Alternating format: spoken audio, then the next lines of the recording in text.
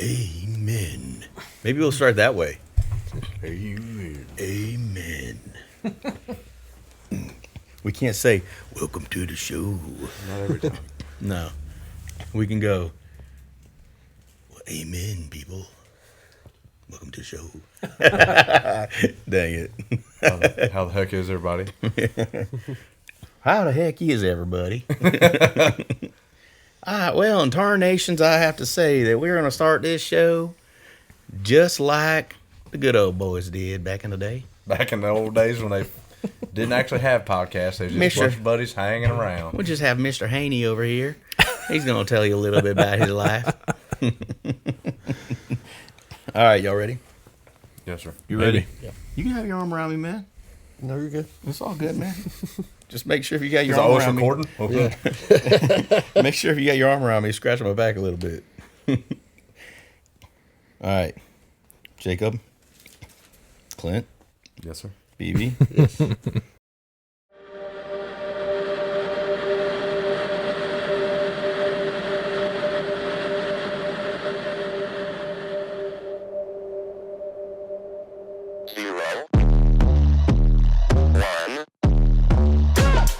Let's get started.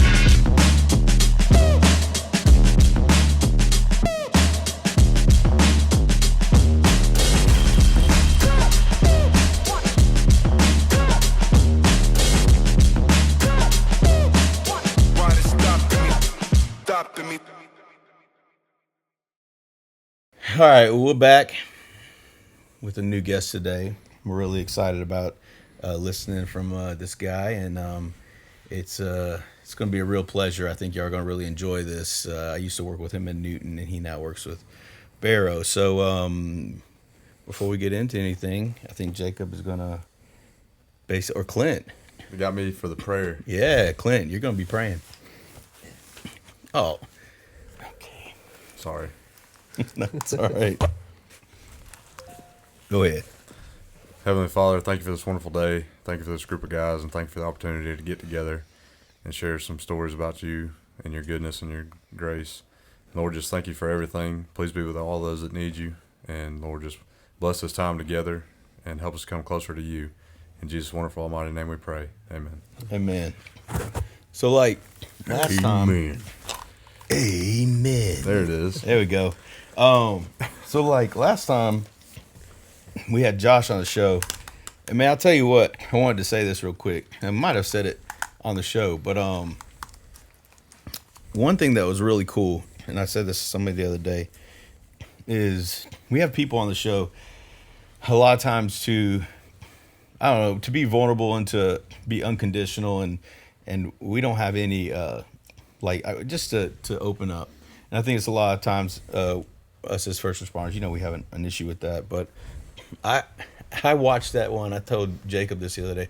I watched and he was telling that story about his call when he saved that girl's life, and when the doctor told him that, y'all saved that girl's life, like him not being able to finish that sentence and getting choked up like that.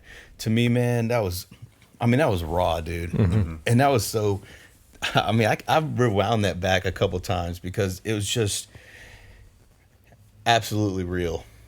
And that's how it shows people who actually watch this. It shows them just a little blip of what we are holding in. Because that was 2 years after that happened, or 3 years after? Longer than that. Has it been that long? I think so. I want to say it's like probably 17, maybe. So that shows you even more that still is, he still has that inside of him. Like, it's not like, it's just, to me, and it might be because I understand, or like I've been in the profession, but it shows that that's how we hold onto mm-hmm. things, even the good things, mm-hmm. That was just so pure, and I loved it. So if y'all haven't checked that episode out, it's a great episode. Josh, man, he was nervous coming in, but he did a great job and killed it. And today we've got a really awesome guest. So before I introduce him, I'm going to hand it over to Jacob. Yeah, I got our verse of the day today. It is Ephesians 2:10. says, "For we are his workmanship, created in Christ Jesus for good works, which God prepared ahead of time for us to do." See, that's pretty cool. Because we are created to do good, but we live in a sinful world. And that verse right there, basically, it predicts saying that, like, God created us to do that. And God has, I feel like it also says that God has this confidence that we will do it. Mm-hmm. And the only thing is that we need him in our life to do it. Mm-hmm. We can try all we want, and we can be good people all we want, but it's not unconditional. Like, it's just hard to explain. And but I like that. I like that a lot. What'd you get at, Clint? What did I get out of it? Yeah. Read it to me one more again. I'm slow. For we are his workmanship, created in Christ Jesus for good works, which God prepared ahead of time for us to do. It just kind of goes, so you definitely took it deeper than I would have thought. So you probably should have led with me.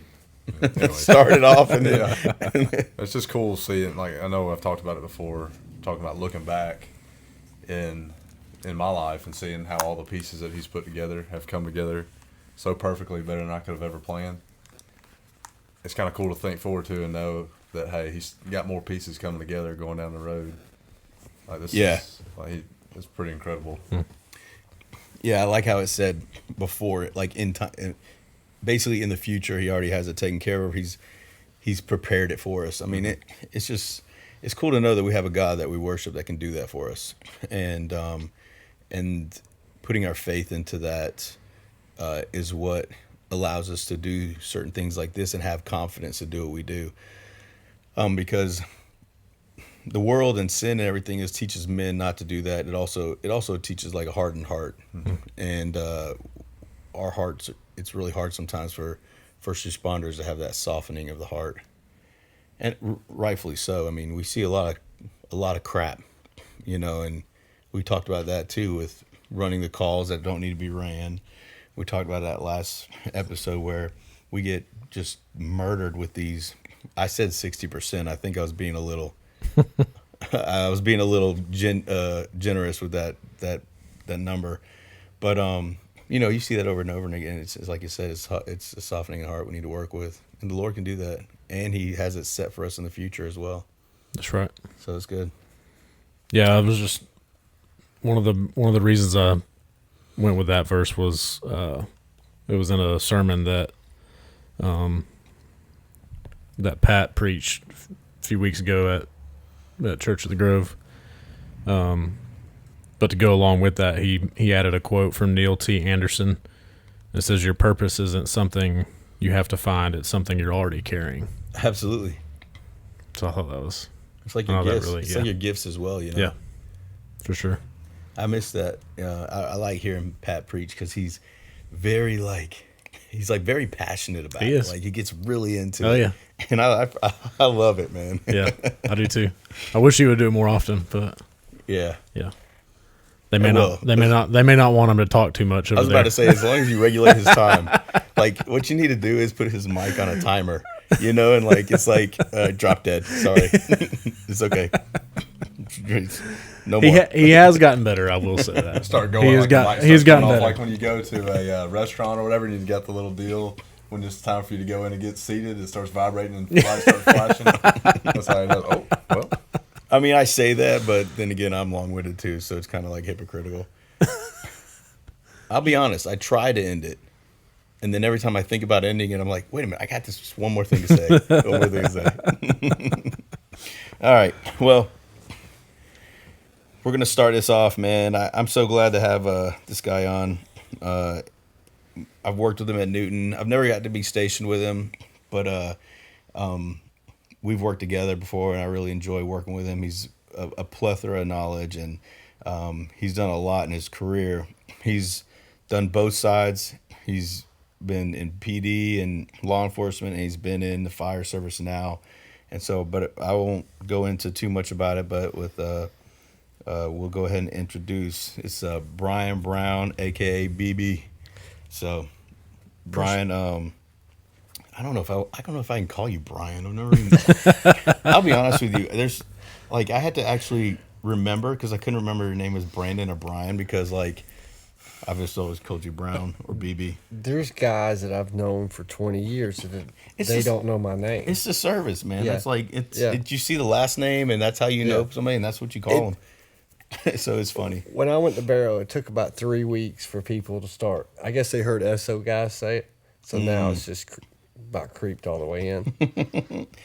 Well, yeah, go ahead and what we do is we'll get into like the meat and potatoes, and we're going to ask y'all some questions, and basically set yourself up. So it's like basically tell us a little bit about who you are, where you were raised, and how you kind of got into first responding, and if like your faith, where that came in, or all that stuff. So just give us a little background about yourself. Yeah. I was raised in Stone Mountain till I was 16. Really? Mm-hmm. I was raised in Stone Mountain. Off Stone Road. Really? Yeah. Dude, I didn't know that. You didn't know that? We moved. I was 16. I just started driving. They had remember the lights that changed over 78? Oh, yeah. Yeah. Oh, We my moved gosh, about that dude. time. The interchangeable lanes. Yes, Oh, my yes. gosh, dude. Yeah. I heard some of the old. I used to work at 12 in Snellville, and they used to talk about all the Oh, wrecks yeah. they ran. Yeah. You don't remember that? I do as a kid. Yeah, I remember going to Oh. Stone Mountain with it. I remember when I used to drive, I hated going down, but my best friends lived off of Stone Mountain, Lithonia. Yeah. And so I'd drive down there, and I had to deal with that crap. I got my first wreck right there in front of the Lowe's Yeah. because of that interchangeable lane. I drove for one summer, then we moved to Loganville. Ugh, So, miserable. So yeah, so you grew up in Stone Mountain? yeah, we went to Lake Lucerne Baptist right there off 78. I mean, Oh yeah. I had a pretty, average or normal upbringing, but, I had a great, my dad's a dad's man, my mom, no complaints. Like, they raised me to be a pretty great person. I ain't always been that. But, they gave me the foundations, That's cool. Yeah, so what basically so you went out to Loganville, you went to high school at Loganville, and then what got you into basically go ahead and tell us about how you got started with your career and all that kind of stuff. So, my dad's retired from Gwinnett Fire. He was right there at I didn't know 3. that. Yeah, he was right there at 3 over there in Five Forks, Strickham for like last 10. So wait a second. When did he retire? 05. Dude, your dad worked with my father-in-law. Did he? What was your father's name? Steve Schultz. What's your dad's first name? Stanley. He I didn't know just that either. like me. like Josh Hughes sends me pictures of him from like some station up there. He's like, dude, I'm looking at you. Oh, Josh Hughes. Josh Hughes, man. But he'd retired from Gwinnett, and I had my first child. I was trying to get on Gwinnett and had my first child on the way. And that's when you had like 400 people trying Oh, to a get lot, like dude. 15 spots. Needless to say, I didn't get it. And ended up at the sheriff's office for like insurance purposes. It was just going to stay until I got onto the fire department, and ended up staying like 20 years. That's awesome, dude. Yeah. But So- I enjoyed it. Yeah. So then you, after you did fire, then you went to what? I did SO first, then went to fire. Oh, SO then Yeah. fire. Yeah. Yeah. So what and you're at where now? Barrow? I'm at Barrow. That's at Barrow. Cuz you were at Newton and then I remember you leaving and that's why you went to Barrow and then Parton went over there too. Yeah. Good old TJ. Well, So- like the last 15 years at the SO was working narcotics, and I was just burned out on them. And I would have went back to the road, but my wife or my mother was not happy when I said, "Hey, I'm gonna go back in uniform." It's like, "No, you're not." No. And I don't know if you work out here. Sean Collins, who's a lieutenant out here, he policed at Monroe, and I was like, "Dude, I don't know what I'm gonna do." He's like, "Go to Newton County." they'll hire anybody. That's exactly what he said. I said, dude, I'm 40. You can't go rookie school. He said, oh, no, they'll hire you. It was like a 5-day process that I had a job offer. Jeez. Yeah. So what would you say is like, what would you say you're most passionate about in the whole first responding as a whole? I think it's changed over the years. Now, for me now, it's more about being a second generation fireman. I didn't think about that when I was younger, but now that means something to me. Yeah. When I was younger, just having a hello. We want them to see you, man. Yeah. You might not want them to see No, you. nobody will see. You're us. like me. We're like, we got a face for radio, Oh, dude. I don't like seeing like videos of, and I can't man. I can't stand hearing recordings of myself talk. When we go to court and they play like undercover videos, I cringe. Yeah, Like, cringe. ooh. I try not to watch them. So, but I don't know. When I was younger, I enjoyed the police more than I ever thought I would. You know, just enjoyed it. I liked the working narcotics was great, and then we did a little bit of the ICAC stuff until that kind of wore off a little bit. But you know, we got to do different stuff, and it was good. So how long you said you were in PD for how long? Or law enforcement for how long? From 2000 to 2021. And then you left there and you went to Newton Yeah. because they would hire old people. Yeah, because they hire old guys. Yeah. You're just happy that you get to make those kinds of jokes today. Yeah, because I'm not the oldest one here. Well, so you didn't work on our shift, but so the first like working fire I went to, Dylan Brown was on our shift then, and they would shout Brown. We both would turn around. So after that, I got started calling Peepaw. Well, dude. I was a rookie that they were calling Peepaw. Yeah, but dude, like out there in Newton, like for real though, like it's literally like our age. Yeah. Or it's like Children. 20, yeah. Yeah. 19, 18 to like 28. There's hardly any 30-year-olds in there. No. Like no middle ground. Barnes gave me that name. Well, he can Yeah. talk. Yeah. You know, like Barnes can talk. Barnes is old, man. But like I had to tell him, so we had a grandchild this year, our first grandchild. Congratulations. Congratulations. And he's like, what are they going to call you? I was like, People. I Like, you already chose it. Already Yeah, been you- established. Yeah. Yeah. It's kind of like how we call Scotty Uncle sometimes. Yeah. The older uncle. So what would you say is like what's the thing you most enjoy about being in first responding, and is it different from being in PD opposed to firefighting? I still love the adrenaline of it. The only difference between the two is the way the public sees you. Oh yeah. So you're the deputy here, right? Mm-hmm. Yeah, Yeah. they don't like you. Oh, they don't. And Except I'm in the schools now, so Oh, no. I'm somewhat liked. oh no, they love you in schools. Yeah, because Yeah. they don't want you to do your job out there. Yeah. But they do want you to do it Right. with their kids. Yeah, You know? yeah. Yeah. And do you parent those kids too as well? Because I think that comes in that part of the job. Yeah, I'm sometimes. just kidding. I'm just kidding. Yeah. I will say, I don't know if the brotherhoods. There used to be a brotherhood in law enforcement, and that kind of washed away.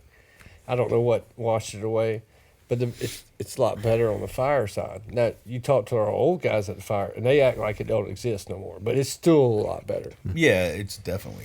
I will say, sorry, I No, was go just saying lately. I mean, I've seen where it was like fading and Yeah. didn't seem very prevalent, but here lately, I feel like it's kind of picked back up Yeah. again. Some of that's probably department by department. Yeah, Yeah. absolutely. And I agree though with those older guys. I think that I'm sure Clint might feel this way too, but the brotherhood is not what it used to be. Even when we got into it, 12 years ago, and they're talking about a brotherhood that was from like 30, 40, 50 years ago. Yeah. It's definitely not that anymore. And it's a lot different. It's even more different than it was when we got in. But I think a lot of that has to do with the fact that there's not 400 candidates anymore. No. You see what I'm saying? Like You're taking what you can get. At some point, it's not, the best 20 or the best 30. It's, well, these 10 are the best. They showed up, and they got a pulse. Yeah. But, like there's these 10, they're the best. Like these are the guys we want. But, they gave us an allotted 20. Mm-hmm. And we need to fill that in because we don't know if we're going to get that 20 next fiscal year. So we have to take advantage of that. And some of those guys, man, I've seen some of those extra 10 that aren't dudes, aren't the ones that you're looking for.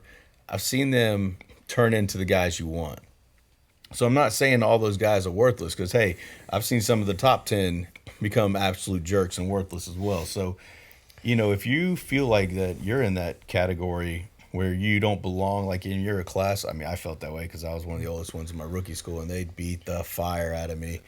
Like all these 20-year-olds just destroy me, and it's like they always. I don't know if they did it to you, but it's like they always pin me up against the 20-year-old dude that just got done playing college baseball. Yeah. I'm like, oh, cool.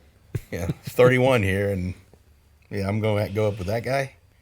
I had kids that graduated with my daughter.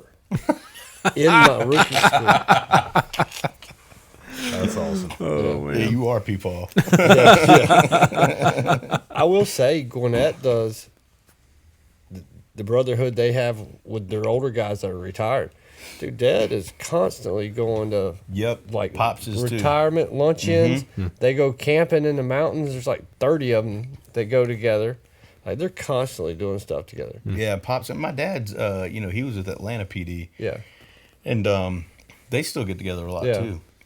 Yeah, so I mean the old brotherhood's still there. It's just I think a lot of it has to do with the way the families are. It's different in that case too. I think Yeah. seems like just life in general as a whole seems busier. It is. And I don't know. There's so many factors, but I think that has something to do with it too. Everybody's trying to make ends meet, provide for their family, whatever the case may be. They just seem so busy. It's hard. Like if you got a crew member moving, or it used to be the whole crew was there moving. Yeah. Now people working side jobs, they got family, whatever the case may be. It's not necessarily. I don't think it's always something that's intentionally just kind of brushed to the side. Sometimes it's just the way it is now, unfortunately. Yeah, it's like now you have to plan everything. It's Right. like, hey, I'm moving. All right, well, can you plan the day that you're moving? Because we need man, to I got plan scheduled on overtime. Yeah. I can't. And it's not mandatory overtime. It's scheduled overtime. Yeah. But either way, I can't help you. I've never worked an overtime shift in fire. Nice. Can't say the same. Me neither. I took total advantage of that Now, in Cherokee. Brandon Pickett was like that. I could call Pickett tomorrow, right now, and he'd drop what he's doing. See, I used to be like that until I had 3 more kids. Yeah. So you don't have any yet. Yeah, so Yeah. so for me, like when I had just the one daughter, man, I had free time so I could help people all day long, and then even with the second daughter I did. But then when we had the third daughter and I had to get another job, and then I wasn't able to, like I couldn't, it'd make me upset because I used to always help people move, and you can't find people to move. And it's like they always depended on me to be there to move. And then I was like, well, I got to work this day. I got to work that day. Heck, I had somebody call me the other day and asked me to move them 2 weeks ago. And I was like, of course, that would be my shift, It just stinks. I was working a swap with you for nickel, and Kim and Addie were in Athens, and she called. She's like, the car's running hot. I'm like, pull off the road. But I called him, and I was like, are you, because they'd been in Athens earlier. It's like, are you still in Athens? He said, no, we just got home. They live freaking Mansfield.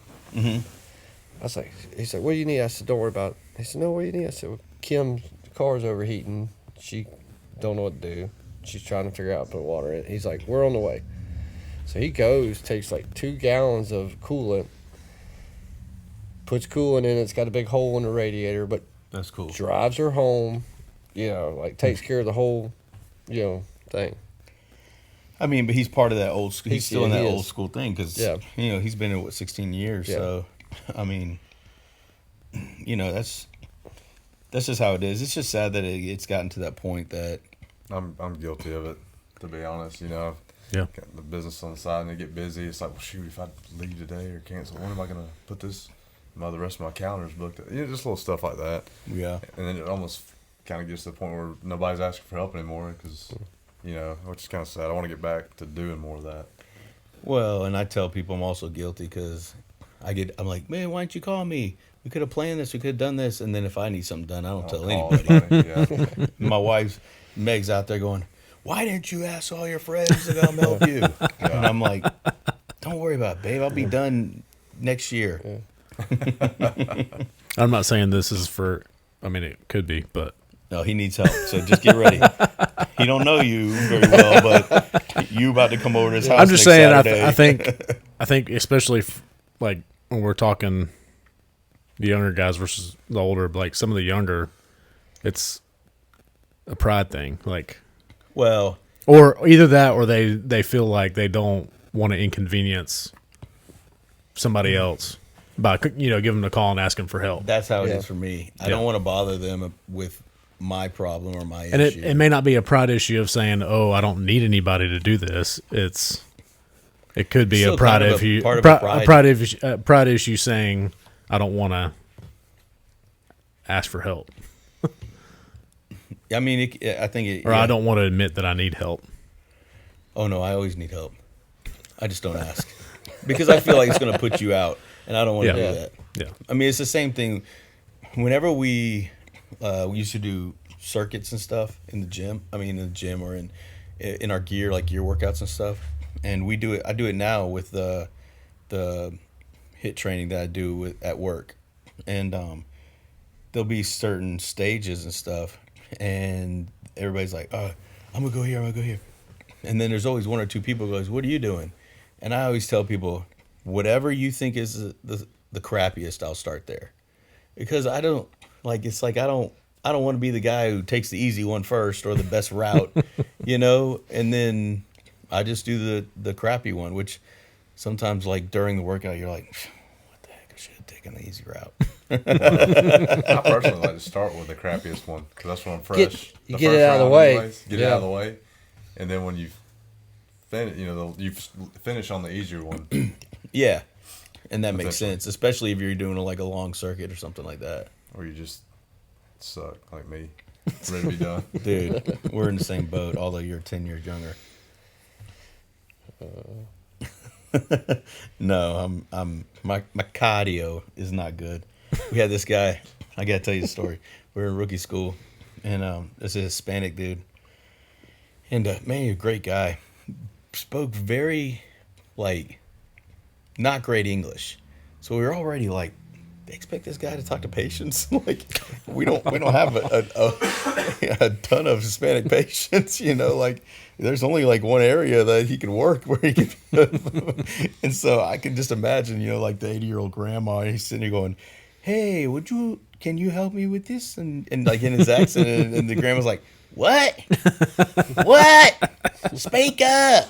And I could just see it, And so his name was Maurice, and man, he was a good dude. He lived in Tequila, which made me happy because I figured we could carpool together, But we got one weekend, and that's when they started beating our faces to the ground, And I remember we were out there, and they made us do this gear workout where we had to go do a search, and then we had to go down. And this search was not you're not finding nothing. It's like it's just really hurtful search. and then when you got done, they would make you do jumping jacks or push-ups or something until everybody in your crew was done. Okay? So everybody's doing something at one time. And then at the end, you're always on your knees in rookie school too, which Yes. if anybody's a rookie watching this or about to be a rookie, you're going to have to do it, but you'll never hardly do that in the real world. A couple of times I've had to do that, but then I also backed out shortly after. You'll find yourself down there without realizing you did it. Yeah. You're like, oh, did you? I put knee pads under my gear. When I was So in a lot of people did, and so, but that's what happened though. Is this guy? We got done, and they lined us all up, and they started making us do like the double shoulder tap, and then they would do the beat your face, which means push ups and all stuff. And we're all sitting there, and it's in the middle of, let's say this is in the middle of early September, and so we're all exhausted, and it's hot, and we're not used to this crap. We've only been doing this for a week, and then he goes, everybody, down on all fours, get in a single file line. So we're all sitting there in a single file line. And if you're a fireman, you can't, when you're crawling on all fours, you can't look like you can only look so far up because of your tank and your helmet, Yeah. So like your cylinder's there, you can't look, and you're like, so you're just basically following the butt in front of you. Because the only person that can really see where they're going is the leader. And that's part of it. Okay? So you're just following this butt, and they're like, okay, you're going to go here. And then when you get there, you're going, oh, you're almost done. Until you have to take a left and go here. And they did that over and over and over. And we're on concrete. We're not on ground. We're on concrete. And then they finally said, okay, y'all are done. Dang it. I get in trouble for this, but they would have a phrase, and we'd say drink. They'd say something, drink water, And we go get water. Well, the water break is really long. And I was like, man, that gave us a lot of time for this. And then all of a sudden, old Maurice comes out there. He's like, at the time, he's like 44 years old. He comes out there and he goes, oh, I love it. He comes out there and he goes, our sergeant goes, all right, everybody, listen to Maurice. He has something to say. That's how he talked. He was an MP in the Army. Listen to Maurice. He has something to say. And then we're like, okay. And like I said, this guy's a cool dude, like a really awesome guy. And he goes, well, I tell y'all, when I was young, I could run, I could jump, but now I'm old, and I cannot run. and he goes, and I cannot jump. and then he goes, I really love you, and I thank you for accepting me, but I need to go. It's my cardio. My cardio is not good. My cardio. I'm not ready in my cardio. And that was it. That guy gone, and we never saw Maurice again. But I really hated it because he was a good dude. I was like, man, that's a guy that I thought he could. I think he would have made it. I just think that they broke him a little early.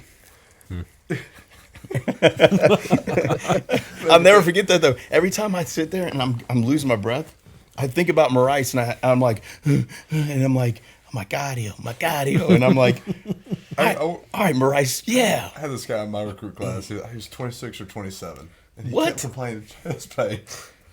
So they did a 12 lead on him, and it looked like he was having a stimmy. It's 26 or 27, so Holy he gets crap. transported. And I want to say he came back and did it again. They're like, hey man, maybe this job went for you. Yeah, bro. So he kept saying my cardio. My cardio, it's my cardio. I was like, dang. More common than you would think. Yeah. Oh, that's funny. Yeah. Which later on that day, one of the guys who's one of the best, he's a great fireman. He's still out there, He's one of my buddies. I mean, he actually, later in the day, got literally passed out while he was walking and hit face first right on the ground, dude. And I was like, oh man, this is going to be a rough 4 or 5 months, man. But you get better. Like you learn, your mental state gets better and everything, but it was funny. Just a little story. But, so a lot of people, we ask people for requests and things that they might want to know from our people and faith and also in what they do. And so I got 2 more big questions, and one you don't have to answer. But the first one is, has faith ever been a big part of your career or a lacking of career, or have you seen it in your career, or how would you define, and be honest, we don't care, but how has faith played a role in your career, and have you looked at it and said, man, I should have really I really should have put more into that or something like that. Like, how has it affected your career? Majorly in different ways. Most of my time in law enforcement, I was probably didn't affect it much because I wasn't that faithful of a person. Mm-hmm. Even though I was raised to be, I just wasn't there. Mm-hmm. Somewhere between that 21-year-old or 18, 20-year-old, I just kind of drifted. And if you're on the fence, faith-wise, and you get in law enforcement and get working dope, then you're just... Oh, absolutely.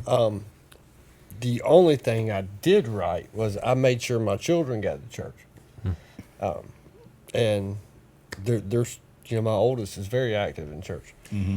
But my faith now, it plays in more now as I've got older and kind of studied. I just caught myself kind of studying my father. Mm-hmm. I had a couple failed marriages. And then when I married Kim, I'm like, that's not going to happen again. Mm-hmm. And that's where it kind of changed for me. You should, because she's way better looking than you are. I know it. I'll get that coverage. Yeah, I saw him at 10 plate the other day, and I didn't even know he was there. And he said, "Hey," and then I saw him. And I guess you were with your wife, weren't you? Yeah, those were my wife and my folks. Oh yeah. So and I was like, Brown. I was like, I the first thing I thought when he was walking towards me, I was like, bro, you way outkicked your coverage, bro. Like, Yeah. I did the same, so it's fine. Yeah. So, We're just lucky. but I think we all did. Actually, I think we all did, actually, yeah. I mean, have you seen Jacob?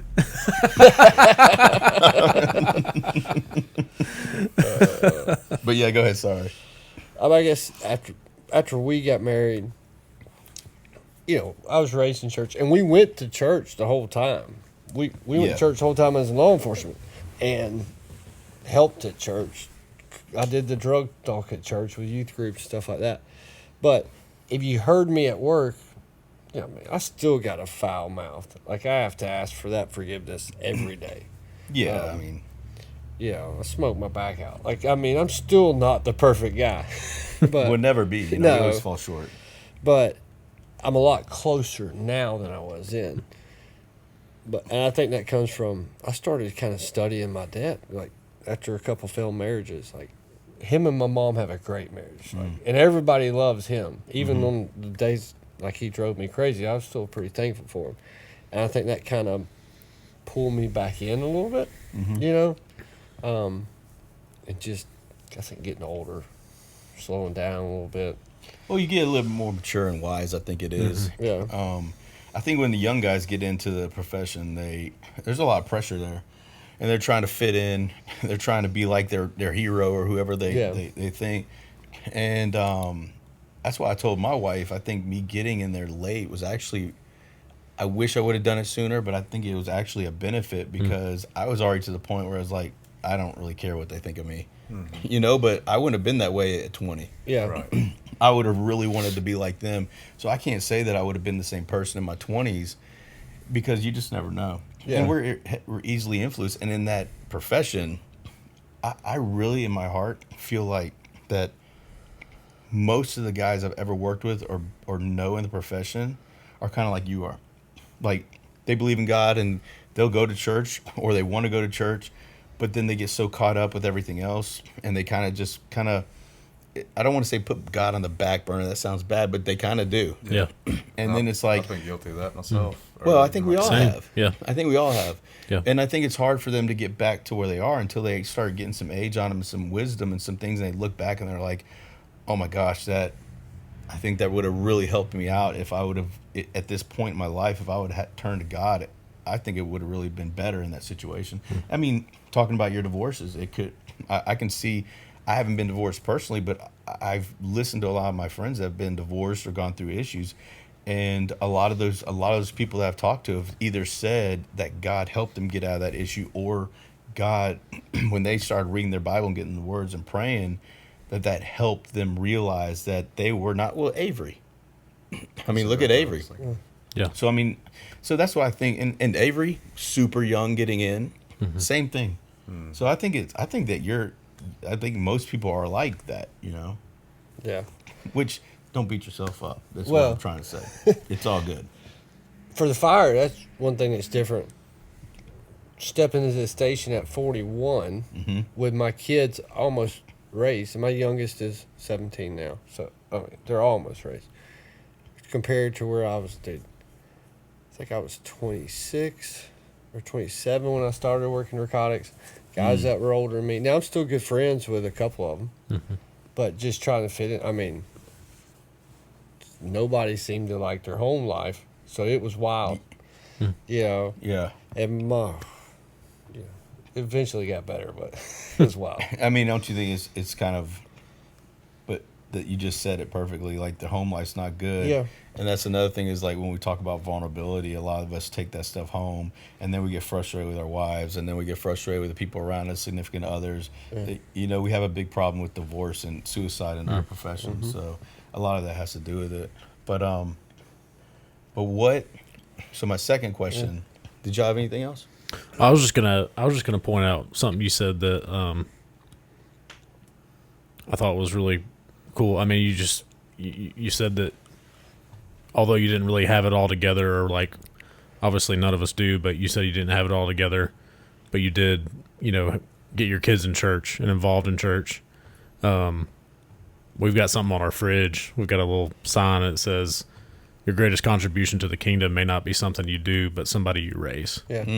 And so I just want to point that out and say, you know, like, kudos for, you know, for getting your kids to church. I mean, you said your oldest is really heavily involved in church now. And we got my oldest there because she just, and my youngest was there for a while. And she goes with us and she'll go with her mom some, but she doesn't go to the same church. Yeah. That she was pretty, you know, active in that youth group.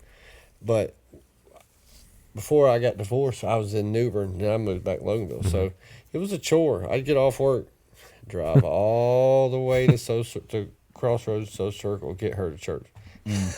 You know, and they were just having Awanas.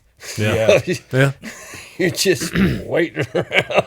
Yeah, my kids love Awanas. Yeah, to drive back. Now we visited a lot of places. We're not a member, but we go to Grace most of the time now. Enjoy it. Yeah, I love Grace. We went there before we went to Greystone, and then we went to the Grove. Okay. We actually almost went to Grace. I got to ask you then. Did the communion throw you off? Not really. I think that It threw me for a loop. so the one over here was a little different than the one in Snellville because that's where we went to begin with. It's changed a little bit from when we first started going to Grace. It's funny you bring up communion. My wife and I just talked about this not the other day, and I used to. I didn't take communion for like 5 years, and and I know that like some people do communion. Like I grew up in a Baptist church, and they would do it like twice a year. You know, they barely ever did it. And then I started going to like more of like independent churches, and they do it more often and all that stuff. But even more often, I didn't do it. I think, and they had communion when we went there a couple times. Oh, they have it every Sunday. They do, this one does. That's what my wife grew up. That's what she was kind of accustomed to. So- See, I wasn't. We had it like every so often. That's how it used to be. The plate would go around. You hold your little cracker, you hold your grape juice, and you wait till the preacher tells you. So that's all So I'd it ever used known. to not be like that when they only had the one in Snellville. Yeah. That's kind of an adopted thing. And so my wife and I were literally talking about this the other day. So for 5 years, I didn't do communion because most people don't know this. I think communion is kind of the reason. I don't think it's wrong to do it every Sunday. I don't think that's wrong at all. The only thing I told my wife that worries me about doing it every Sunday is that I feel like you take how serious and how kind of degraded, downplayed. It just downplays it a little bit. Of it. Yeah, like it's very significant, and I'll tell you the reason why. Like somebody might say, "Well, why didn't you take communion for 5 years?" Well, in the Bible it says to take communion, you're supposed to be like holy, like you're supposed to be like a renewed spirit. And I always felt like in my heart that, yeah, I'm pretty good, but I don't think I'm good enough to take of the Lord's body and go through the process of the body and the blood and everything. So I always I never thought that, like, if I just prayed real quick to him, oh Lord, I really am sorry, please cleanse me, make me holy so I can be good enough to take this, which I think is not the right way of looking at it also, because you'll never be holy enough. Yeah. I would never take communion ever again. Yeah. Like a friend of mine told me that. He said, I think you're being too hard on yourself. And I think the whole purpose of Christ coming down and giving his body and blood was so that you could take communion. And I'm like, that makes perfect sense. Mm-hmm. That's the only thing I worry about. I think it's good in the fact that if people aren't there, if somebody can't make it, or somebody for that day, Yeah. I don't think, and they don't really force everybody. No. They just have like a couple stand on each side. Nothing gets passed around. You get up and get in line. And Yeah. we do it every couple months maybe. But the first time I did it there, Yeah. and I guess should have thought. Well, and you're I coming was probably into- having a brain fart, but you just break a pice of bread. They have a loaf, and you just break off of it. It It's wasn't. literally breaking bread. Yeah. It really And- wasn't popular during COVID. I don't know what. Yeah. I didn't know what to do after that, and I'm looking there. I'm like, "What I do this?" They're like, "Dip it in the cup." So then you dip it in the cup. Yeah. Wait, I don't get my own little classic cup. Well, the cup is real wine. Oh, it is there? Mm-hmm. I wouldn't like that. This, Might love it. That's the point. yeah, That might be the The only point. times I've ever seen that, well, anyways, it seems like there's always hey, this is the grape juice, this is the real wine. yeah, yeah. Oh, yeah, I've seen that too. Yeah. Now they have the grape juice in back with a little cracker on it. And 'cause With the little, like, container thing. we yeah, got a yeah. guy coming with us who has struggled with it before. I'm like, "Hey, we'll go get ours from the back." Yeah. So, it's, and I'm not against all that. I just think that it could have potential Yeah, to not make, because to me, I feel like we do that with a lot of things, like the word love. Like we do that with love. Like we tell people all the time, like I can see where my wife and I sometimes say, "Love you, babe, see you later." And every time I do that, I'll get in the car and I'm like, man, that's not really being like very unconditional. Like, it's just like saying, "See ya, take care." It's just, what I'm saying? That's not what love is. But then there's also certain levels of love and all that kind of stuff. Yeah. But they also, how you can downplay it is like prayer. Like, I think it's good when people, when little kids go, God is good, God is great, let's take him forward his plate. Like, I get that. But on a higher level and a more mature level, it's almost like I never wanted my daughters to pray like that. Hey, please don't get mad at me if your daughter or kid, it's not about that. It has no, I'm not saying it's a bad thing. What I'm saying is that I always wanted my children to actually have some kind of thought into what it was, because I wanted them to appreciate the prayer. I didn't want them, because kids will get into, even if they don't have like a saying or a song or something like that, they'll get into a rhythm. One of my kids is 10. She still says the same thing she did when she was a kid, but now after she says it, then she goes into her real prayer. And I don't want to take that away from her. Yeah. So it's just kind of same thing there. But I do want them, like if they would say the same thing over and over again, I would say, okay, so now that's really good. So what else are you thankful for today? Like tell God what you were thankful for today. And is there anything that you want to ask God for, or for your friends or something like that? So because I think prayer is more than just, "Dear Lord, thank you for everything." Yeah.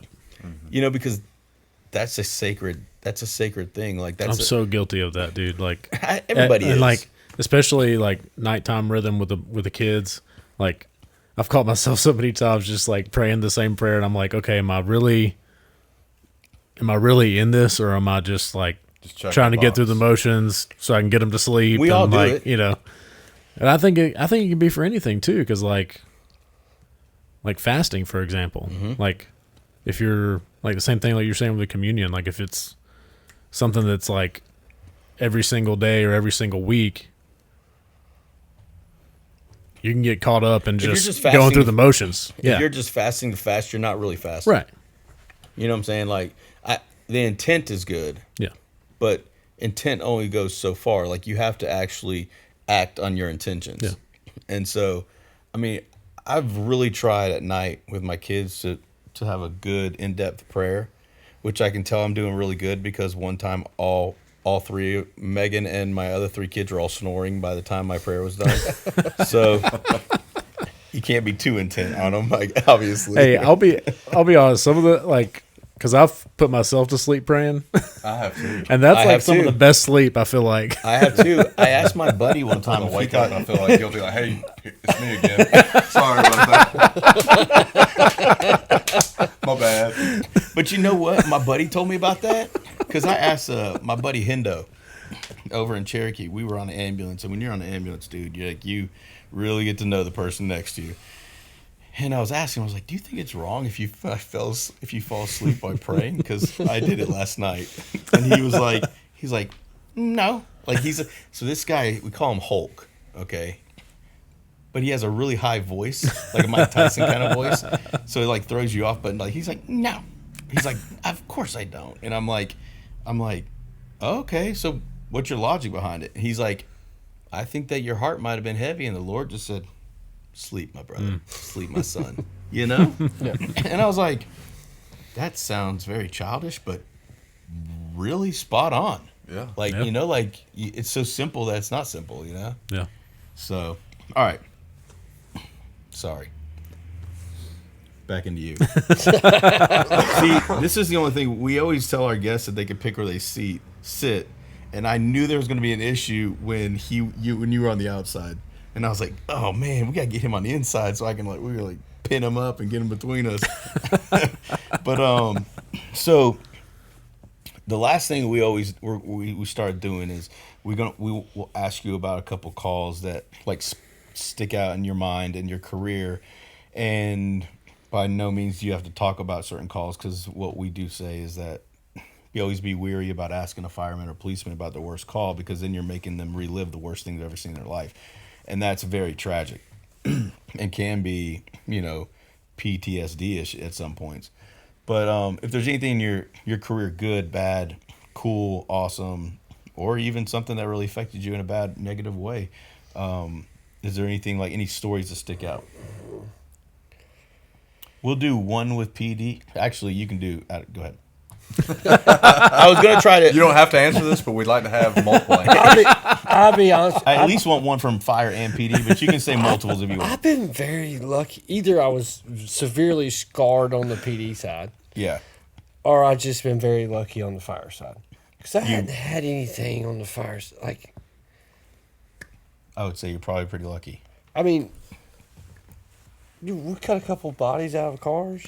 Mm-hmm. But that's just, to me, like the normal work. Yeah, and you also came in it from Yeah. the PD aspect. So, and we ran a call in Barrow, and everybody that worked in Barrow knows. And I just happened to be the first one to see a woman, killed her kids with steak knives, like broke them off in her knives. Jeez. So, somebody dead in the car, it's not really that, scarring. What about so I guess like in your career, like what have you done in law enforcement in your career? A little bit on the road, a few months, a little bit in jail, mostly narcotics. While the call I was just referencing, that was one of the last calls I took on the road. We knew I was getting promoted, and I was talking to one of the guys that was working narcotics like 30 minutes before shift change when it come out. He's like, "There's a 911 hang up. They send 2 to it. Everybody else is busy." He's like, "Dude, I'll follow you out there." On the way, got upgraded to Stabbing. And it was a crappy call. They made everybody go see somebody, either as a group or individual. But the worst thing, while we were working dope, we did the internet crimes against children.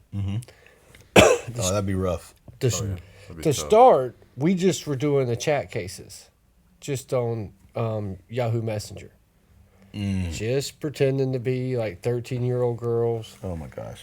And that, like, the toll it took on you was not bad. That was just easy, And we were doing it while we were waiting on drug cases. Drug cases can just stretch out all night long. Yeah.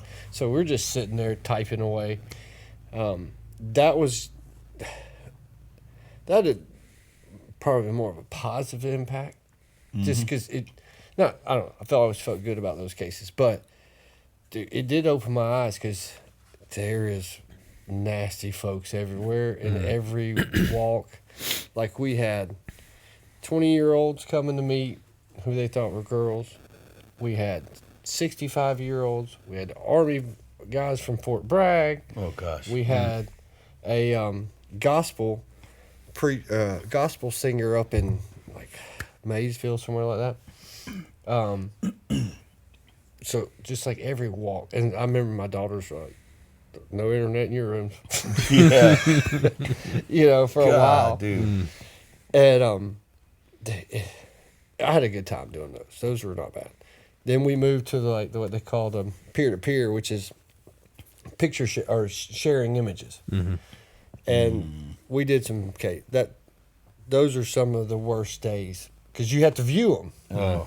And you got to view them, and they're your children, So, and then if it gets took to court, you got to sit on the stand and describe them. And I remember we worked a really bad one, and me and my lieutenant at the time, we both viewed them, and we told the sheriff, after like, not again, we're done. Find somebody else to do them. Dude, I couldn't do that, man. No, that'd be tough. So, well, it was videos with sound, and Oh, not God again. dang. It's You awful. know. Not even seeing it just makes It's me awful. angry. Yeah. Just Oh, thinking my gosh. People are that cruel.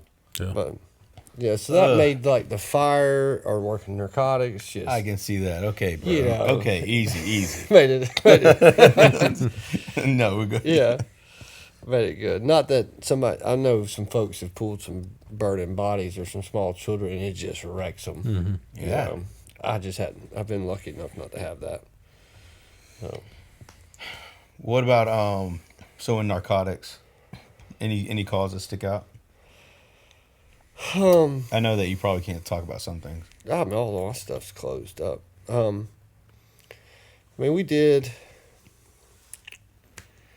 we would buy anything from a $20 rock to a kilo of coke. Difference was if we bought a $20 rock, nobody was going to jail for 7 or 8 months. And by the time when we dropped warrants, they couldn't remember who they sold it to. If we were buying a kilo of coke, they were going to jail right then. I would imagine so. And we always laughed about it afterwards. We had a guy introduce me to some amigos, and he gave us some dope, sample buy or whatever, and we go back and meet up with him, and we talk. He says, "I'll get you. We're gonna buy 2 pounds of coke." Well, his wife was a crackhead evidently, and he's like, and she's asking me how to cook crack, and he's telling me he's spending all his money because he needs to know he has all this powder and he can't give her crack. Oh my god. And so drug ID, I don't know if you ever took that? It's a fun class. But you actually cook crack in drug ID. Oh gosh. So they get kind of like spooked on the deal a little bit. And we got a room at Jameson, a SWAT team next to us. And I'm trying to finish the deal. And I finally get the wife on the phone. I'm like, y'all just bring my dope. I'll show you how to cook crack. Like, I'll set it up in here. So when they get there, we actually had an electric burner and a pot of water on. Oh my gosh. Oh god. So get tickled. And then when one of the chat cases we're doing, the guys from Maysville, he worked at a bookstore. Or that big book print and press up there. Commerce, I guess. Yeah. Thing about it, you don't talk to these people besides what you're chatting back Yeah. and forth, and you just see pictures, and you'll pull their Facebook. You could tell he might have been a little off, Yeah. but he has all these gospel songs and this and that. And he would send me the most disturbing chats, and like I said, he thought I was a 14-year-old girl. And then he'd be like, "Hey, I'm singing at the gospel bar on 441." Oh my gosh. Well, we couldn't get an IP address on them. Like, it was bouncing around. We couldn't get a home address. And so I go up there. I had long hair, earrings, because we were still time period I'm working dope. And, you know, I only know he's there because he told the chick he thought he was talking to. And I go to this, like, chicken house made into a gospel bar. They have coffee cans with, like, light bulbs in them for the stage lights and stuff like that. And I walk in, and I should have thought about it. I should have, like, put my hair up in my hat or something. I stuck out. And I was sitting in the back and listening to him sing. It was god-awful. And then went outside. He wasn't even a good singer. No, I still remember the name of the song was New Shoes. Oh, wow. Yeah. He was trying to sell CDs and stuff outside, so I go out there trying to talk to him. And my only goal was to follow him home. We had a couple cars. We were going to follow him home to get his address, and or to pinpoint his IP address. Mm-hmm. And I go back in. I'm sitting there. Another guy's singing, and the guy comes up there. And whoever was running it called me out because I looked so like I didn't belong. God. Asked me what was on my mind, you know. What, you know, could he pray for me? And I just put my hand up and I was like, I'm just here for the good gospel music.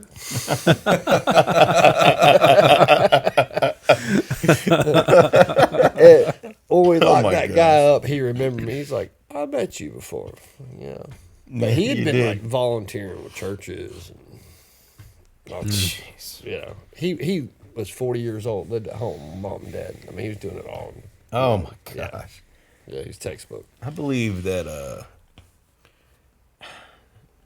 this might be wrong, but I really believe that there's a special place for people who use God and like. Oh, yes, most definitely. Like faith as a. Yeah. I mean, Well, we would tell. I remember doing like the drug talk in churches, and like we'd tell the parents, like, dude, your kids aren't immune. We have snitches that are drummers and, you know, Christian rock bands. We have, you know, we have Christian snitches all the time. Like your kids can get addicted, like just like anybody else's. Mm-hmm. Mm-hmm. Well, that's the thing is I think there's like this. We told our kids, so our kids are starting to go to public school this coming up year. And so I think they're a little nervous. And Megan was telling them, we're like, look, the kids are going to be different. Okay. Overall, you're going to meet some really mean kids. You're going to meet some kids that do not have any kind of background of the kids that you go to school to with. You know, you're just going to meet different kids. And you just need to be like, what we said is kind of just embrace them in a way of don't let them affect you. Don't hate them. Give them a shot and just try to your best to love the best of them. Even if most of it's bad. Even if the best of them is barely good. Just look at that barely good. And then she always says, but I'm going to tell you something. There are kids in Christian school that are way worse than anything you're ever going to see in a public school. And I was telling y'all about those mysteries and stuff. Mm-hmm. Well, one of those 3 girls that the 2 turned on them, they were wealthy, like Christian school, like private school girls, and they were evil, bro.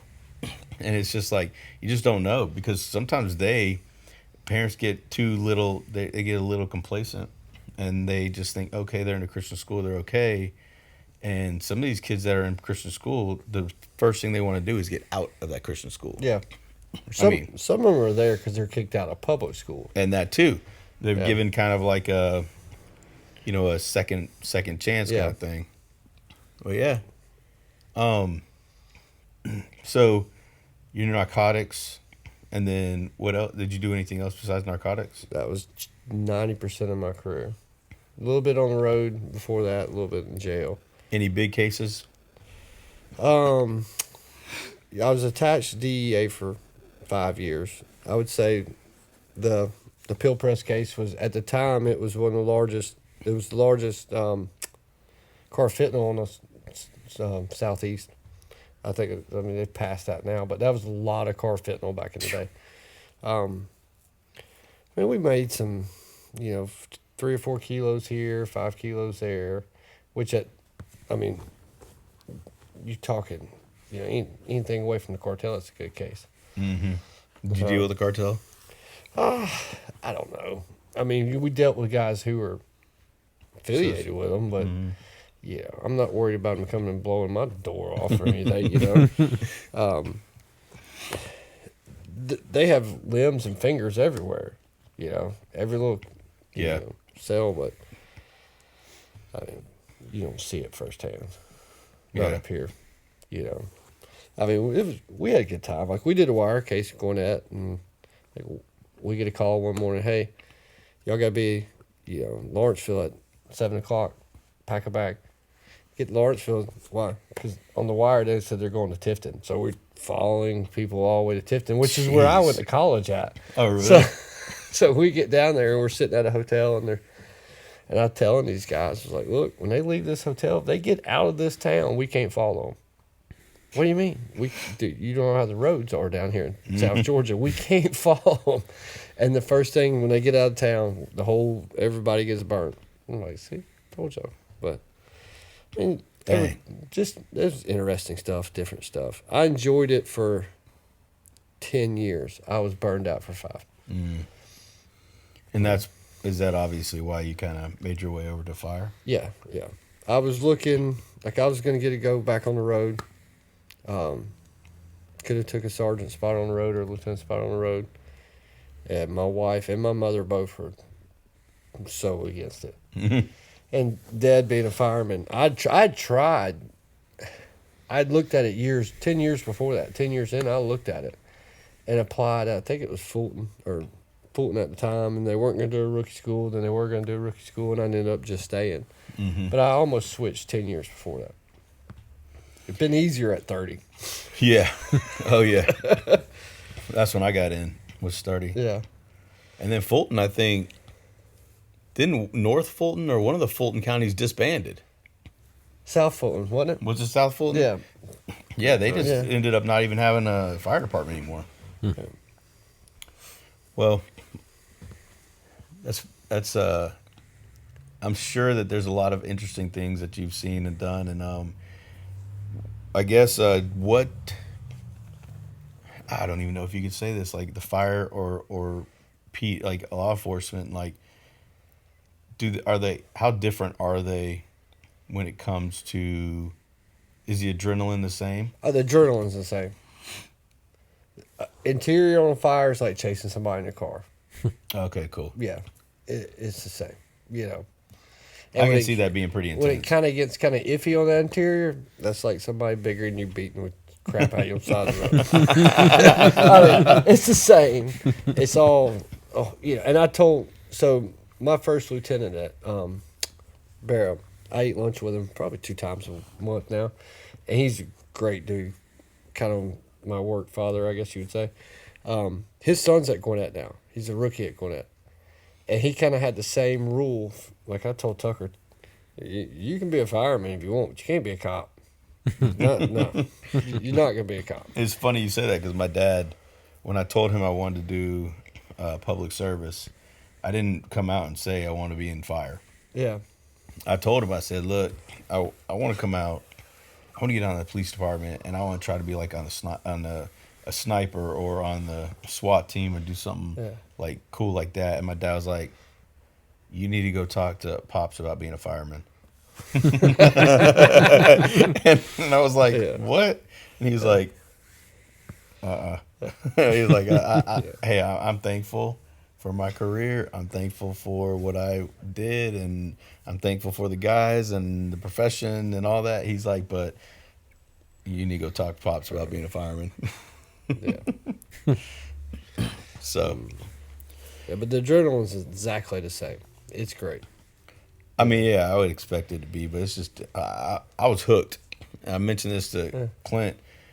Man, our first time ever dressing out, Father Fire was there, and Chief/Captain/Chief/Captain Edwards. And then, that's funny. And then, but he was there, and I'll never forget this. First off, I'm a 30-year-old man. He's probably like, shoot, how old do you think he was when fit? Maybe 40, mid-40s, late Probably. 40s? Probably a good guess. And he started like, he started grilling me and like, I can do more push-ups than you, blah, blah, blah, blah. And I'm like, no, you can't, old man. and he found out real quick that he couldn't do more push-ups than me. But one thing he could do was get quick dressed way faster than me. And so when he found that out, he was like, you suck, you suck, you suck, you suck, you suck. and couldn't do nothing right. But I can't remember who it was. We got out there doing push-ups one day, and they couldn't do many. And he's like, you're way out of shape. Got to get better shape to be a fireman. I can't remember who it was. It was the dude that was kind of awkward. Like, he was kind of odd. The K for cow guy? Is that the same one? I think, yeah. I think, yes, it was. Are you yes. sure? Because he didn't look like he was in that bad of shape. I had two others in mind that I thought. No, not the K for cow guy. The young guy that was like just ate up with it. I don't want to say his name. Yeah, tall. Yes. Yes. I think that's who it was. That's exactly when I said there was two that I had in mind. That's the one I thought of. I'm pretty sure that's who it was. But he was. I forgot about the other guy. So until you said that. have you ever met Chief Edwards? Oh. He does he used to do a lot of training out here. And Todd Edwards? Yeah. I've never met him, but Oh man. He's an awesome dude. yeah. That guy, like I can legitimately say that the way he orchestrated us is what made me fall in love with the fire service. Yeah. Because we had no idea what we were doing, and he stuck us in his gear. I didn't even know how to put the regulator on. I was trying to figure it all out, and he goes, boom, I'll never forget this. He took his thing, he's here, let me show you. And I'm like, he's like, you have to turn it on. And I was like, and he's like, right there, turn it. And I'm, Yeah. And so I turned it on, and literally after doing that, he took us interior to a settee and then took us into like sit in the Connex room and watch that fire. And right then I went home that night and I looked at my dad and I was like, thank you so much for telling me not to be a cop. Because that right there, when you feel that pinging and that tingling on your skin and like, and just that feeling, it just made me want to like, man, Wrestle an alligator. yeah. It was crazy. Yeah. Like, I was like, this is intense. Yeah. So Barrow has a flashover machine. Man, Those that's are cool. pretty cool. Those are cool. I've never done one. Oh, but you did do it. I did it at Barrow. That's awesome. We were getting ready. They're like, who ain't done it? I said, dude, I've never done it. I'm pretty excited. He's like, well, you're going to sit up front with me. Oh, great. But you get that same feeling the first time you do that. Mm-hmm. Oh, Because yeah. that thing's cool. Yeah. I knew I wanted to be a fireman after that, and I told my dad, I was like, thank goodness, because you didn't have to do much. Chief Edwards did everything. But, yeah, if you ever get a chance to take one of his classes, you should. Yeah. He's really good. Well, I went from, on my first interior fire, like, dude, this is great. I love it. Then I got lost. Because I had to raise the window. Oh, yeah. And I was like, well, maybe I do suck at this. No. But see, they said it. They can't really train you to. That's what stinks about firefighting. You Is can't train to see what the real thing is. No, because you know what the building looks like. You know what Yeah. the building is. They have to physically tell you. They can't. You actually can't do a live burn without them doing a walkthrough. Yeah. Supposedly, and so NFPA it's like a major rule. Yeah. So you know where you're kind of going. You have an idea. I know you can kind of lose your mind sometimes. Yeah. But when you go into your first structure fire and you see, people can't understand this, and you see nothing but you can't. If you put your freaking hand right here, you wouldn't see it. Yeah, it was a video game. You got to use the tick. It's like a video game. Yeah, it's literally. And if you don't have a tick, then you're just like. Yeah. You can't see nothing. But we done went in, ran a bottle down, come out, got a new bottle, and then me and Dick were searching. And we got separated from each other, and the door got closed. And I couldn't see nothing. I was just going all the way around the room and somehow missing the door handle. And I finally got the window, and I was like, I don't want to do this. Bombs away! Well, I could see outside. I could see lights outside. So I'm like, they're standing out there. I really don't want to raise this window. and they say, hey, here I am.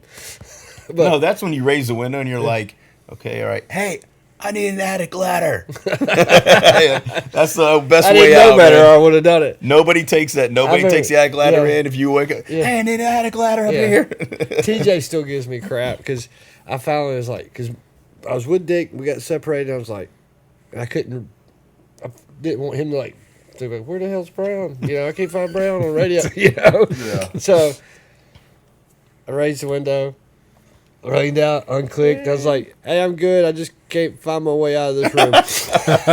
That's awesome. Yeah. And Dylan Brown come and got me. And I was like, I was loving this. Now I think I suck. Now I'm afraid to look at anybody. And I had Moncrief as lieutenant. Moncrief was Oh man. like, yeah, Moncrief's like, everybody's done it. Not a big deal. That's Yeah, man. I've definitely done it. Yeah. I remember I was still a pretty new firefighter, ripping fire, hot, can't see nothing. We're starting to get somewhat knocked down. They keep calling over the radio like, you guys aren't making any headway. I'm like, we're putting fire out. Like, we've had the nozzle open the whole time. And then they start backing us out. And my, guys turn around and take off. And I go towards, like, you can see kind of light through the smoke at this point. And I thought it was where the stairs were. We were upstairs. And I, like, walked closer to it. I was like, I should be hitting some stairs soon. Like, trying not to fall Yeah. as I'm going. And I walk up to a window. And I'm like, oh, dear God. Oh. There shouldn't be a window here. Oh my gosh. And then I'm like, hey! The guy I was riding behind, I was like, hey, Zob! Nothing. I'm like, oh, no. Where'd he go? So I, like, almost ran out of the room. And I had missed, like, if these phones right here are the stairway going down, like, the door to the bedroom was, like, where y'all are. Like, I barely missed it. Oh my But gosh. just that little bit, I'd gone into that bedroom, and I had a little mini freak out. I come busting out of there, about fell down the stairs. And, all right, cool. At least I found them. I know how to get out now. Jeez. I mean, Laugh about it looking back, but at the time it wasn't funny. I laugh about it now. That night I was like embarrassed as all Oh, get yeah, out. but that stuff And makes luckily, Moncrief's just a great leader. He's like, no, you man, got yeah, this. I was about to say I love Moncrief. Yeah. Like a lot of people don't understand him because he's rough around you. He's an old school dude, Oh, man. I saucy freaking old love school, it, man. yeah. But that guy, like, he won't admit it, but he's got a little teddy bear inside him. He has a little heart. He might want to fight me right now because I said that, but I seen him at George Walton not too long ago. I love Moncrief. I think he's a great captain. He's my captain.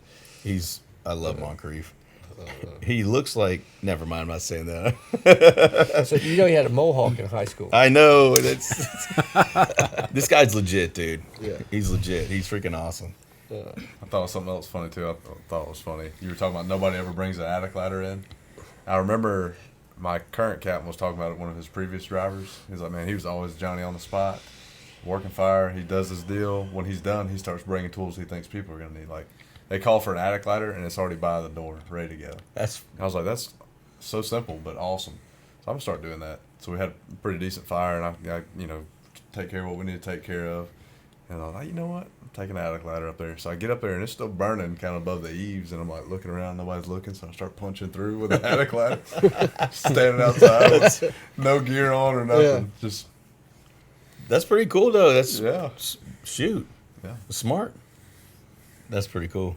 Maybe not sticking an attic ladder up into flames. That's not the smart part. But having it there ready to go. I mean, I was checking for extension. There was. obviously, obviously. The only thing is that ember falls down your neck and you're screwed. I wouldn't have told nobody. Oh, Take it to the grave. I know somebody that happened to burn their back up pretty good. I've heard of guys having that happen in a fire.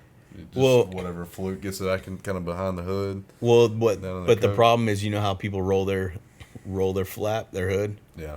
like they'll roll it up and then they sometimes don't forget to unroll it. Well, he had his up and it, Talking about his ear flaps? yeah, and that's what happened. It went down, got up under his coat and in his shirt, like between his coat and his shirt. Yeah. Oh, you mean the ear flaps inside the helmet? Yeah, you know how you like when you're training, Yeah. you'll pull them up. I have Yeah. to. I got a peanut head. My helmet don't fit. My helmet won't fit. Yeah. Well, do you if you ain't got nothing else to say, man, I think we're about to wrap it up here in a little bit. Appreciate y'all having me. Yeah. Thanks, brother. Oh, we ain't done, man. Oh. The festivities. We've are. got Have you We not got- checked the itinerary? I glanced at it. There we are. Pretty close, I guess. We've got some segments that we do on the Okay. show. I don't know if Yeah. you listened to any of them before or not, but one of them is our health tip Okay. That's from you. Scotty B over See- here. Yeah. Scotty B, hit us with that health tip, boy.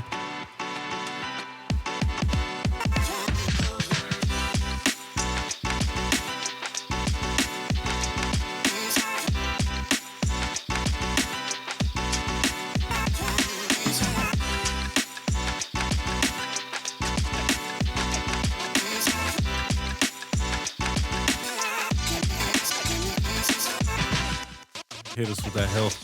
Hit us with that health. Hit us with that health.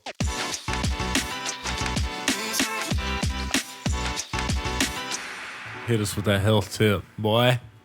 But yeah. So we always have a health tip. I'm gonna like, man. I've been really like, listening to some of this stuff. Like, have y'all realized that there's a lot of plastics in our food? Yeah, Well, I've that's heard a more. big. Yep. That's a big thing, though. And so I've been listening to some of this stuff on, like, you know, these little, I wouldn't, they're not podcasts, but just interviews and stuff like that. And there's two things that I listened to. One was like plastics, so they're like, make sure that, you know, you buy from a legit source and all this kind of stuff. And it's talking about, you know, going to what's the place? We live in Monroe, so they don't have one of these. The, Like Whole Foods or something? yeah, Whole Foods or Sprouts or something Yeah. like that. And they're like, and I'm like, the best we can do is Publix. So green wise it is, you know. So, but yeah, what I'm getting at is also, I was listening to this thing, and it's it's kind of a health tip, but it's not. But like, all right, so I was listening to this interview with a guy who runs a company called Rainwater, which, you know, that they can make it rain. You know that we can manipulate the weather, right? God, I wish they would. Well, we can. And this guy, I'm going to stray a little bit, but this guy was saying we've been doing it since Vietnam. That's the first time that they actively tried to do it. And then he said, but we didn't prove it until 2017. And what they do is they send drones, they take radar, and they look at clouds, and they see which clouds are full, or which clouds might benefit a certain area the best. And they send drones up there, and the drones shoot this stuff out that freezes the water vapor in the cloud, and that water vapor becomes too heavy to hold in the cloud. It falls, and when it releases out of the cloud, if it's hot air, it turns into rain. If it's cold, it turns into snow. And that's how they, in fact, some people are trying to accuse him of what just happened in Texas. Because his issue is this. He has two things. He says, I don't want the world to go hungry. I don't want the world to go thirsty. And he goes, and I want to make the world green. And this kid's 26 years old running this company. And he said, I went to college. I hung out with smart people.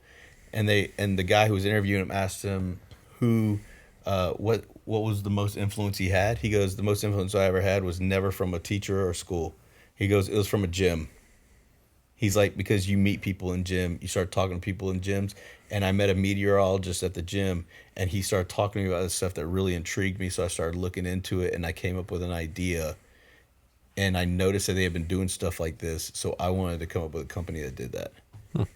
So now he says the Chinese are way more advanced than we are at this. All this saying is, going back to being healthy, he said that there are things that they do, like chemtrails. You know how you see the little smoke trails? He says chemtrails and stuff like that they'll do, and people haven't proven certain things in this kind of category. But one thing he told me is that, or he told me, that he told the interviewer. In a roundabout way. He did Yeah. tell you. I guess he did tell me. It got to you. I was there, okay? I was there. But y'all think this is crazy. He said that there's birth control in all our water. Because he said this. He said, and he goes, and that's a fact. He said that's why a lot of women are having a hard time giving birth, having birth issues, all this kind of stuff. He goes, it's way more rampant than it was before. And he said a lot of it's in the water. And then he explained it. I'm thinking, what do you mean in the freaking water? You know, that's what everybody says. He says what happens is that majority of women are on birth control.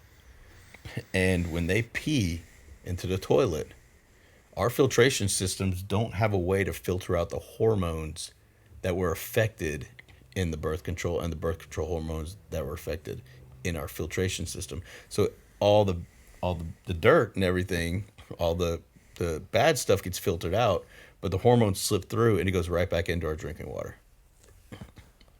And he said that's he said that's a fact. Yeah. The first thing I thought is like, I'm not trusting that birth control out of a faucet. No. But he said that's a fact. It wasn't there in the early 2000s, I can promise. Uncle Si. That's a fact, Jack. That's a fact, Jack. Oh, R.I.P. Phil. Oh, yeah. Yeah. Yeah. So, but going back to the foods and the plastic and the foods, and like I said, I thought that was very interesting. But that's one of the things he said too, is the plastics and the foods and stuff like that. I think that when it comes to eating, a lot of people. The other day, I got a box, man, of zebra cakes.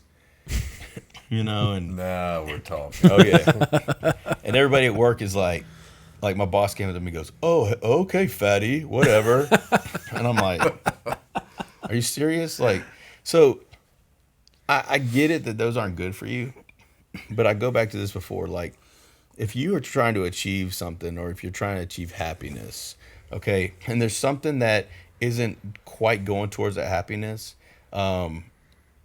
but it helps you be happy for a little bit so that you can keep on the track that you're on. I don't think that's a bad thing. I think people get shamed too much for doing certain things. I think they, like, you know, in the health world, which I was real big into for, 10 to 12 years, I was reading the magazines on the, they didn't have podcasts back then, but I listened to all this stuff and I would read it and I would follow the world's strongest men stuff. And, I would like eat chicken and all this stuff, but I'd always found out that I never got to where I wanted to get because I was never happy. And I would always crack. And you have to, moderation in everything. Mm-hmm. If you overdo anything, you're going to be miserable. And if you look at some of the people who were so fitness back in the day and bodybuilding and all that stuff, you look at them now, they're not in that great, like a lot of them aren't in that great shape because their body was so broken down, and you look at the stuff these guys eat. I mean, rice and chicken. And it's like, it's hard for me to eat a chicken breast anymore because I ate so much. Like, I remember going to work and I bought frozen chicken breasts. And at breakfast, I would have a frozen egg, put it in there, eat it. And between breakfast and lunch, I'd have a frozen chicken breast, eat it. Lunch, chicken breast. After lunch, chicken breast. And then I would do that all day long because it's easy, And like now, when somebody says we're having chicken at the fire station, like, oh, we're gonna cook chicken breast tonight, it makes me go, okay, that sounds good, but I really don't want chicken breast. But it sucks that happened, Like, so, I always tell like I tell Kylie, she wants to get really good at softball, and I'm like, practice as hard and as much as you want, because if you don't want to practice, then your heart's not in it. You need to stop.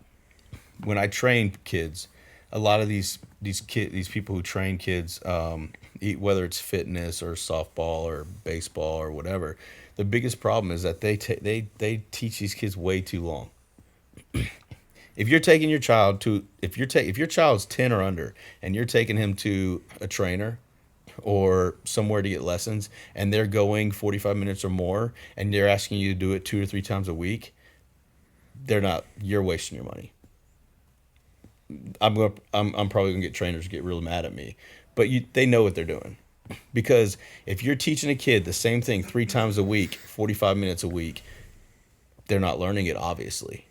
So you're just wasting money. Ask to teach a different something.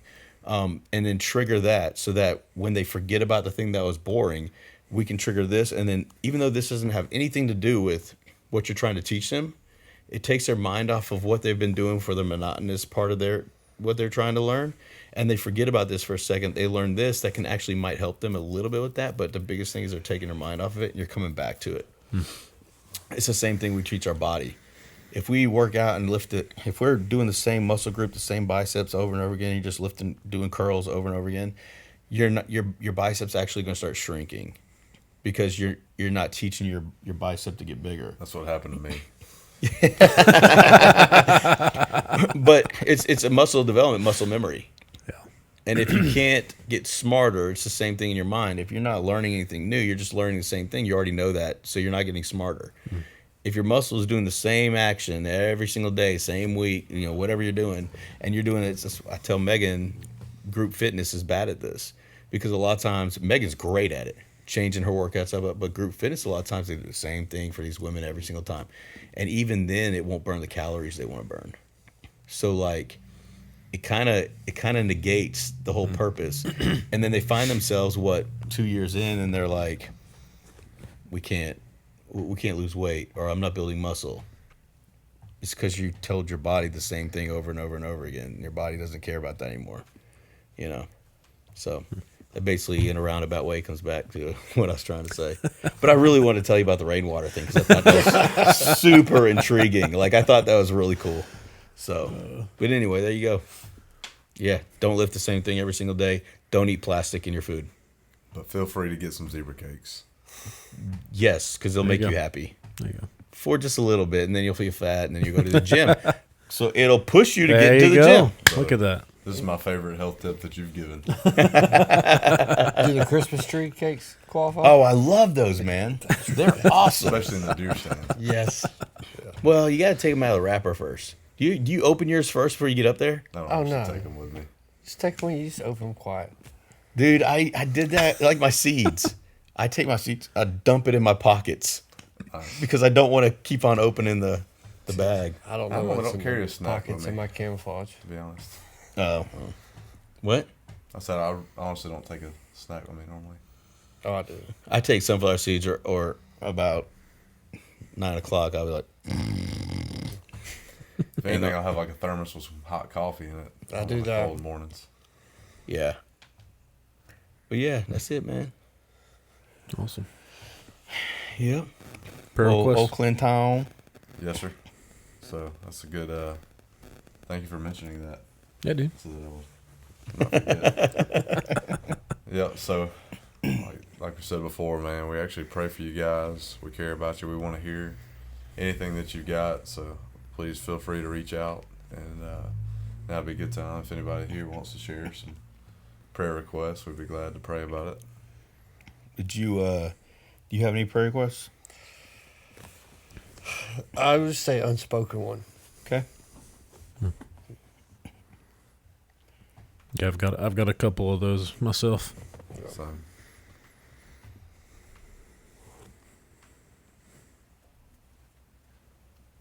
Hold up.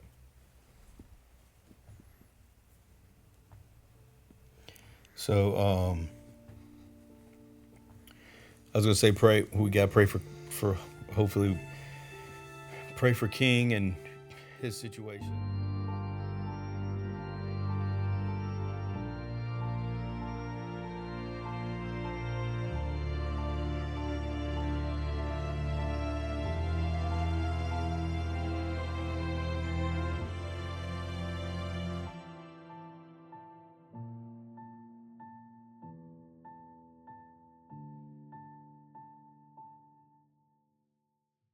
I got another buddy, Dave, who has cancer. So a buddy of mine, Scott, his mom has cancer.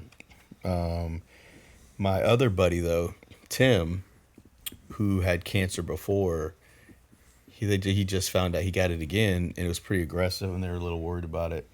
And they just found out that he just told me that he's in remission again. Awesome. So that's really good to hear. Yeah. Cancer's it sucks. Mm-hmm. It's the worst, man.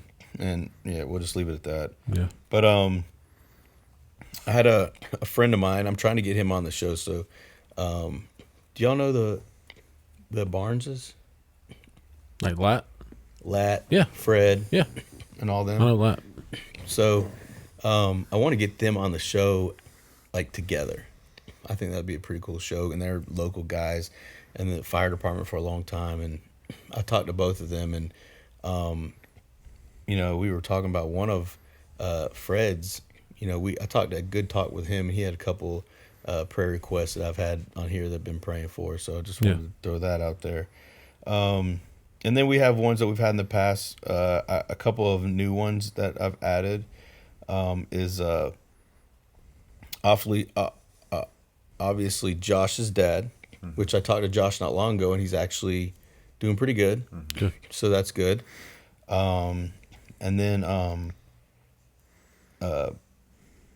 I just found out today on the way here, because I was talking to a friend of mine, that his my buddy Kevin Moon, who's in our volunteer class, he owns his own mechanic shop over off of Moon Road, which is right off of Center Hill /20. Yeah. Great guy. If you need an honest, good mechanic, just look him up or hit us up. Kevin Moon, Moon Auto Mechanics. TNT Auto Mechanics. So he's a great guy, and he and I talk. His wife was sick for a little bit, and then but he just told me about his best friend's son has like a blood cancer. How old is he? 19. Oh man, that's tough. So he's young, and they have a good outlook on it, but they said that it's going to be a couple years before he might be able to get through this. So he said he wanted me to pray for his buddy, who's really taking it hard, and pray for his son. And his son's name is Chance Wade. So keep him in your prayers. And if y'all have anything else, like Clint said, man, we really want to know about it so we can pray about it. That's right. And I got your unspoken. Thank you, sir. So, but yeah, I think that about does it. Y'all got anything else? No, I don't think so. Hey, I got something. You know what I do too. But go ahead. You go first. You mentioned it first. All right. Look, everybody, I don't know what this really is because I'm really new to Instagram. But you'll find me on the Faithful Responders, like friends list or following or whatever it's called. And I think it's a DM, like DM me your applications to be my new guys on the show. Oh my gosh. Because these guys. Actually, I need Jacob. I was about to say, be careful who you kick out. Sorry, I should have got something else. Be careful who you kick out. Mouton and Clint. They're gone. You know what? I don't have anything anymore, actually. That's how we treated. I'm just kidding. I love these guys. It's been an absolute blessing and a pleasure being doing something this. Productive, something. Oh man, it's me. It's me. Yeah, you're right. This is on me. I'm lightening the mood, man. Go ahead. So, it's not on the itinerary for today, but I do have. He's just throwing new stuff I in. know, No, man. this is not technically new. It's a song of the day. Oh, cool. Oh. You want to do one every one? That's fine. If you want to run the podcast. No, I actually really Y'all enjoy. don't want me to run the podcast. I really enjoy your songs of the day. So I actually didn't want to take that off. I did just because I thought maybe we'd change it up. Heck yeah. Go ahead. Spur of the moment. Yeah. Encouragement with Clint. We kind of briefly mentioned about being busy and stuff earlier. Dude, I thought about your quote the other day. Go ahead. About the devil can make you bad. I told a guy that the other day. I think it's pretty solid. It is. Let's see. Okay, so today I'm busy doing my side business, working, got my AirPods in, listening to some music, and this song comes up. Like I've never heard this song before, and it really just kind of almost slapped me in the face. And the name of the song is Dusty Bibles, and it said, "Are we busy or is it all a lie? We got dust on our Bibles, brand new iPhones. No wonder why we feel this way. We walk with our eyes closed, blind leading blind folks. And I'm done with those idols and dusty Bibles."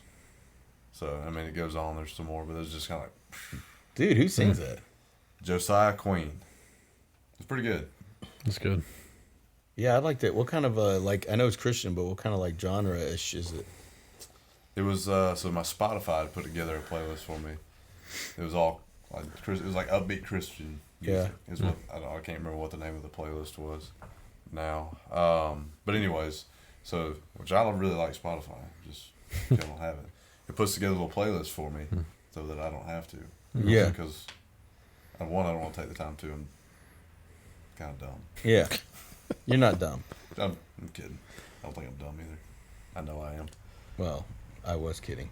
Fair enough. But anyway, I do like that. So it throws out. That's how I hear a lot of new songs that way. Yeah, They're related to stuff that I listen to, and then so anyways, that's how they came up. yeah. I have to get with you on that because that sounded awesome. That's a good, Yeah, just good lyrics. I appreciate that. It's good. No, and I know we talked about being busy earlier and stuff, so I felt like that would actually fit. I literally told a guy the other day about that, and that there's two kinds of busy too. Like there's a good busy when you're spending it with your family or like church things. Like I got like 3 or 4 church things to do, and like it was funny because I was like, man, I got a lot of things I got to do for church and my friends and softball, and then I was like, thank the Lord it's that. Yeah. You know, like Absolutely. thank the Lord it's that stuff because I'll be honest, I didn't get to do that stuff a year ago. Right. You know, so That was awesome. yeah. You got anything else, BB? Nah, I appreciate y'all having me. It's Dude, been an man. Experience. Dude, we're just glad to have you. Yeah, I've been thank wanting you to so get much on for being a while, on. Yeah. I won't go back and listen to it because I know how I sound. Well, can you at least play it and like put it on mute? That way Yeah. You we get an extra play on Yeah. there. Tell you what, I'll send it to my mom. She'll send it to the prayer warriors across. You know. There you go. Oh man. Well, that about does it. Yeah. Want to pray us out? Yeah, yeah. I'll just take care of everything for you. What? I said I'll pray us out. It's like I with said at the I'll dinner pray us out. No, I want to do it. Go Just ahead. go- No, I was giving them a hard time earlier about Yeah. praying at the dinner table. So go ahead. I'm just playing, man. Jesus, thank you for this. My bad. I'm so sorry. Yeah, I thought I come had a on, moment. dude. Jeez. Jesus, we're back again. All right. Thank you, Lord. Thank you, Lord, for this time together, and fellowship and laughter, and just time to reflect on all that you've done, and all that you will continue to do. Thank you for this time of just encouragement and brotherhood, and camaraderie, Lord. We praise you for that. God, we lift up all the prayer requests that were mentioned tonight and all the ones that have been mentioned in the past. Father, we place those at your feet, God, and we trust that you're going to move and work in miraculous ways. And God, we just we trust in you for ultimate healing, spiritually and physically, in all those situations, Father. God, we love you. We praise you. Hear my pray. Amen. Amen. Amen. There it is. All right, y'all. We're gonna get out of here for real this time. Love it. If you can't see, maybe you can. Twint. Twin. Because we're twins. Yeah, twinning. Clint and I are twinning. We got these new shirts. Please don't ever call me that again. Sunshine twin. That sounds so much worse that way. We have these new shirts that Scotty B made us, and they're pretty fire. So My favorite one is the Jesus response. yeah, like that one. yeah, we've got a couple of more that we're gonna push out, and hopefully I can get it set up to where you're seeing that on the screen right now. Yeah. But if you would like one, drop a comment and let us know, Yeah. and we're gonna try to get an order together. We just want some feedback on what the designs look like. So anyway, but yeah, Cool. give us a like for sure on the video. Give us a follow if you're not already following us. We're on Instagram, we're on Facebook, we're on YouTube, Faithful Responders. You can also reach out to us via email at respondcommunity@gmail.com. and we'd love to hear from you. Appreciate it, BB. Thanks for coming on, man. I appreciate y'all having me. All right. Peace.